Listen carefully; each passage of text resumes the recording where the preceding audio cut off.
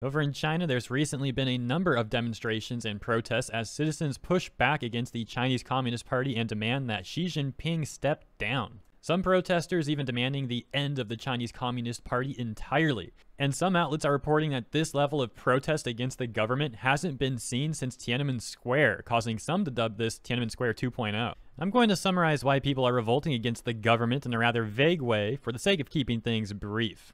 Since COVID restrictions began in China, some have spoken out against the harsh conditions, such as entire apartment buildings having their doors welded shut to force people to quarantine inside. There have even been videos of people on their patios and rooftops begging for food because they ran out and could not leave to get any more food. Another major point of contention has been the Chinese Communist Party's COVID enforcers, which Chinese citizens have given the mock name Big Whites for the white hazmat suits the enforcers always utilized.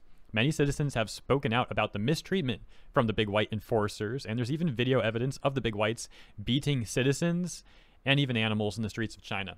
Now, fast forward to March of 2022, this year, and the CCP used claims of a high COVID spike to once again force even harsher regulations on its citizens. More recently, an apartment building caught fire, and due to how the government welded the apartment complex shut, not only could the people living in the complex not flee from the fire, but firefighters could not even enter the complex to fight the fire either. This resulted in a massive loss of life that caused candlelight vigils and a recent string of protests. In other words, the current protests are a combination of COVID restrictions and mismanagement and mistreatment by the government.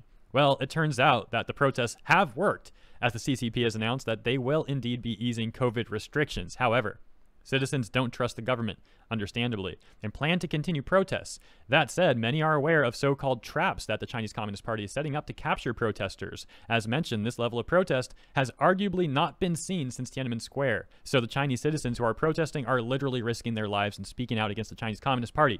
And if you know how the CCP works, you know that they are literally also risking the lives of their family members too when speaking out against their government.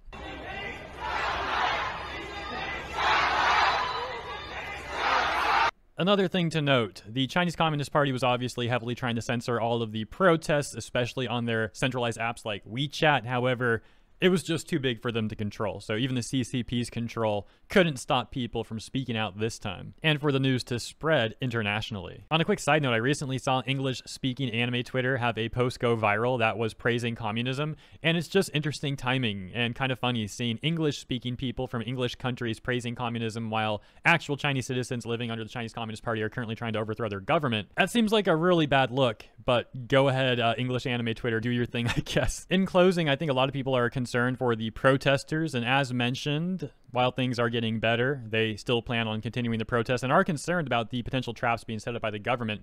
The good news, of course, is this is now international news and many eyes are on China. So if the government does some sort of crazy atrocity to the protesters, people are going to know about it. Let me know what you think in the comments. Thank you so much for tuning in, and I'll see you there.